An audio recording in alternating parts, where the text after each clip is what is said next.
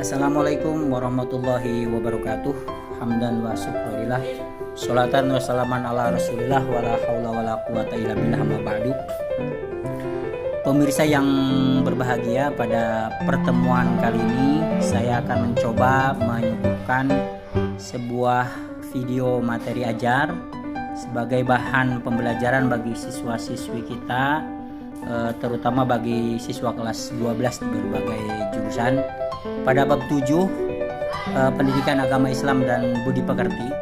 Baik pemirsa, pada pelajaran pendidikan agama Islam kelas 12, tepatnya pada bab 7, terdapat materi tentang pernikahan berdasarkan syariat Islam. Namun sebelum ke materi, mari kita simak dulu peta konsep yang akan kita bahas pada pertemuan kali ini.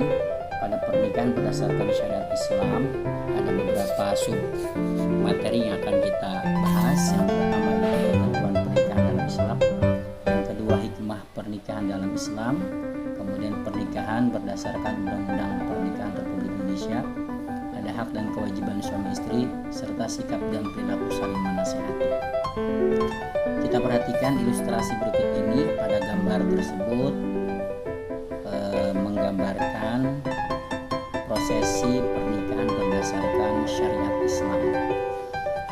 Ketika kita akan melangsungkan akad pernikahan, tentunya harus memenuhi beberapa rukun atau syarat, yang mana menurut para ahli fikih atau ulama fikih, mereka berpendapat atau berbeda pendapat dalam menentukan rukun dan syariat atau syarat pernikahan. Perbedaan tersebut adalah dalam menempatkan mana yang termasuk syarat dan mana yang termasuk rukun.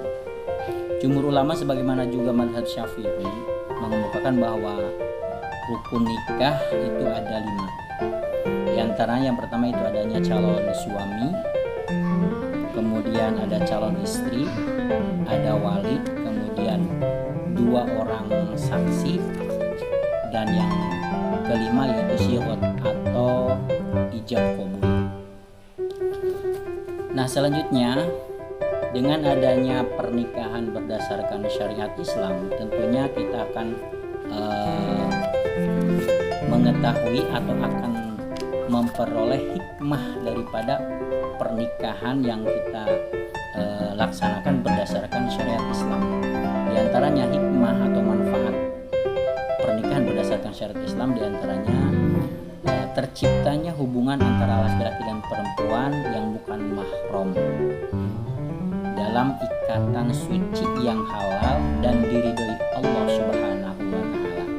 Dengan akad pernikahan akan menghalalkan kedua insan, laki-laki dan perempuan yang awalnya bukan mahramnya.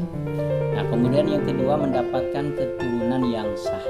Keturunan yang sah dari hasil pernikahan, mempunyai anak, kemudian mempunyai cucu dan seterusnya.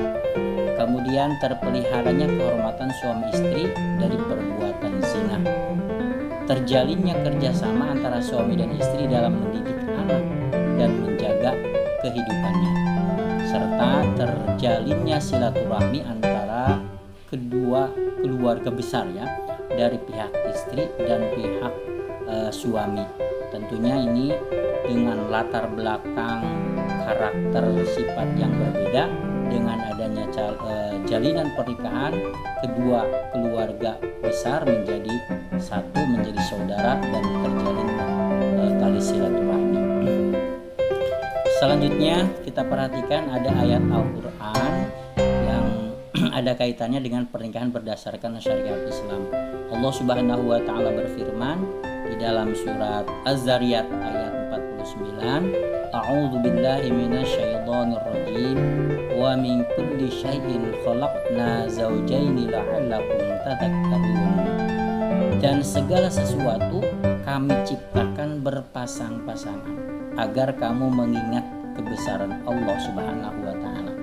Kemudian surat yang kedua terdapat di dalam surat An-Nahl ayat 72. A'udzu billahi minasyaitonir rajim. Wallahu Allah ja'ala lakum min anfusikum azwajan wa ja'ala lakum min azwajikum banina wa hafadatan wa razaqakum minat thayyibat afa bil batili yu'minuna wa bi ni'matillahi hum yakfurun. Dan Allah menjadikan bagimu pasangan suami istri dari jenis kamu sendiri, dan menjadikan anak dan cucu bagimu dari pasanganmu, serta memberimu rezeki dari yang baik.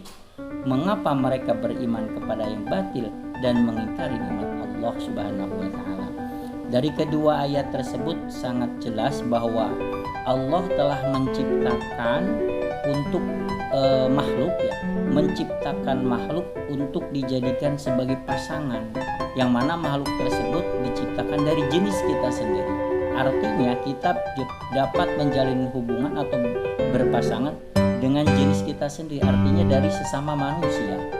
Ya, sesama manusia bukan berarti sesama jenis antara laki-laki dan laki-laki atau perempuan dengan perempuan, tetapi lawan jenis laki-laki dan perempuan. Selanjutnya pemirsa yang saya hormati, Undang-Undang Republik Indonesia atau negara kita mengatur juga tentang pernikahan. Di dalam Undang-Undang Pernikahan nomor 1 tahun 1974 diterangkan bahwa perkawinan itu adalah ikatan batin antara seorang pria dengan seorang wanita sebagai suami istri dengan tujuan membentuk keluarga atau rumah tangga yang berbahagia dan kekal berdasarkan ketuhanan yang Maha Esa.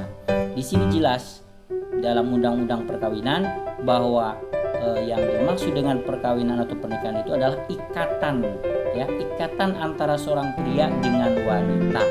Adapun umpamanya ada di antara manusia, ya, bahkan terjadi di negara-negara barat yang sudah dilegalkan pernikahan antara sesama jenis, lelaki dengan lelaki, perempuan dengan perempuan, itu sudah jelas-jelas bertentangan dengan undang-undang di negara kita. Bukan hanya bertentangan dengan undang-undang, sudah bertentangan pula dengan syariat Islam, ya, apalagi dengan syariat Islam itu sangat dilarang, ya, artinya haram untuk dilaksanakan. Kemudian setelahnya terjalin akad pernikahan berdasarkan syariat Islam, akan lahirlah hak dan kewajiban antara suami istri. Dijelaskan di dalam fikih bahwa hak dan kewajiban seorang suami dan istri, di sini ada kewajiban bersama, ya, kewajiban bersama suami istri. Di antaranya yaitu memelihara dan mendidik anak dengan sebaik-baiknya. Kemudian berbuat baik terhadap mertua, ipar dan kerabat lainnya, baik dari suami atau istri.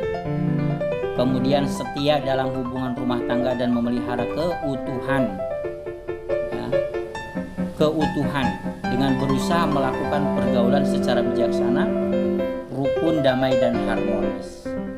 Kemudian saling bantu-membantu antara keduanya, suami membantu pekerjaan istri dan sebaliknya istri membantu pekerjaan suami, menjaga penampilan lahiriah dalam rangka merawat keutuhan cinta dan kasih sayang di antara keduanya, di antara suami istri. Nah, kemudian ada kewajiban suami terhadap istri, di antaranya menjadi pemimpin atau menjadi imam yang dapat membimbing keluarganya lahir dan batin, serta menjaga dan bertanggung jawab atas kesejahteraan keluarganya. Yang kedua, kewajiban suami terhadap istri yaitu memberi nafkah, ya, memberi nafkah baik pakaiannya, tempat tinggalnya, ya, kemudian kepada istri dan anak-anaknya, tentunya sesuai dengan kemampuan yang diusahakannya oleh si suami secara maksimal. Kemudian bergaul dengan istri secara ma'ruf, ya, secara baik, dan memperlakukan keluarganya dengan cara baik pula. Kemudian masing-masing anggota keluarganya, terutama suami dan istri, bertanggung jawab sesuai fungsi dan perannya masing-masing dalam keluarga. Kemudian kewajiban suami terhadap istri memberi kebebasan berpikir dan bertindak kepada istri sepanjang sesuai norma Islam, membantu tugas-tugas istri serta tidak mempersulit kegiatan istri. Itu diantaranya kewajiban seorang suami terhadap istri. Adapun kewajiban istri terhadap suami yaitu taat kepada perintah suami. Istri yang setia kepada suaminya berarti telah mengimbangi kewajiban suaminya kepadanya. Ketaatan istri kepada suami itu hanya dalam hal kebaikan. Ya. Jika suami meminta istri untuk melakukan sesuatu yang bertentangan dengan syariat Islam, maka istri wajib untuk tidak melaksanakannya, karena tidak ada ketaatan kepada manusia dalam kemaksiatan kepada Allah Subhanahu wa taala. Selanjutnya, kewajiban istri terhadap suami selalu menjaga diri dan kehormatan keluarganya, bersyukur atas nafkah yang diterima ya, dan menggunakan dengan sebaik-baiknya.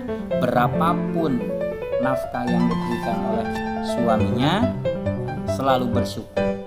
Kemudian membantu suami dan mengatur rumah tangga sebaik mungkin. Nah, di sini kita lihat di gambar ada urutan ketaatan ya. Urutan ketaatan antara suami dan istri. Suami yang pertama taat kepada Allah, kemudian kepada Rasulullah, dan ketiga taat kepada orang tua. Baik orang tua yang melahirkannya ya, atau orang tua istrinya, yaitu mertuanya. Adapun urutan ketaatan seorang istri, yang pertama kepada Allah, kemudian kepada Rasulullah, kepada suami ya, kepada suami baru kepada orang tuanya. Karena sekarang statusnya sudah menjadi istri, maka yang harus diprioritaskan adalah ketaatan kepada suaminya baru kepada orang tuanya. Selanjutnya pemirsa, dalam kehidupan berumah tangga tentunya kita akan menemukan perselisihan-perselisihan, yang mana perselisihan tersebut kita harus bisa memecahkannya ya, harus bisa menyelesaikannya. Oleh karena itu, dengan adanya jalinan rumah tangga berdasarkan syariat Islam, kita harus saling bisa nasihat menasihati dan selalu berbuat baik. Insya Allah kalau kita bisa saling menasihati ya, kehidupan rumah tangga kita akan berbahagia dan mendapatkan keluarga yang sakinah, mawaddah, warahmah. Amin ya rabbal alamin. Baik pemirsa, mungkin hanya sekilas mengenai materi pernikahan berdasarkan syariat Islam. Semoga bermanfaat. Mohon maaf atas segala kekurangannya. Wassalamualaikum warahmatullahi wabarakatuh.